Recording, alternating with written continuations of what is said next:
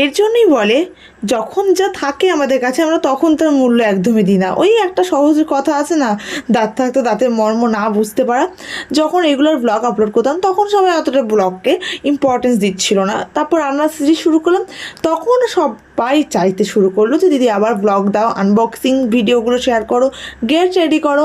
তো অবশেষে তোমাদের চাওয়াটা ইম্পর্টেন্ট আমার কাছে, তাই ভাবলাম না ব্লগই চলে আসুক। আর অ্যাজ ইউজুয়াল আজকেও কলেজ আছে, রেডি হচ্ছে, কলেজ যেতে হবে। আর কি বলতো, রেগুলার লাইফে ভিডিও আপলোড করলে অনেক রকম কথাও আসে কমেন্টসে। এবার তোমরা হয়তো বলবে যে এটা তো ওপেন প্ল্যাটফর্ম, কমেন্টস তোমাকে অ্যালাউ করতে হবে, এগুলো ইগনোর করেছি। কিন্তু পার্সোনাল অ্যাটাক আমি কেন ইগনোর করবো বলো তো? তুমি নিজে হলে কি ইগনোর করতে পারতে? কাকে কীরকম দেখতে হবে, কে কীরকম চলাফেরা করবে, কে কী খাবে, কে কী পড়বে, তার একান্তই ব্যক্তিগত বিচার এবং পছন্দ। আমরা সবসময় মনে করি আমাদের পছন্দটা শ্রেষ্ঠ। আমি যা করব, আমি যা পড়বো, আমি যার সাথে থাকবো সেটাই বেস্ট, অন্যরা যা করছে সব ভুল, সব রোস্ট। এটা ভাবা সবচেয়ে বোকামি।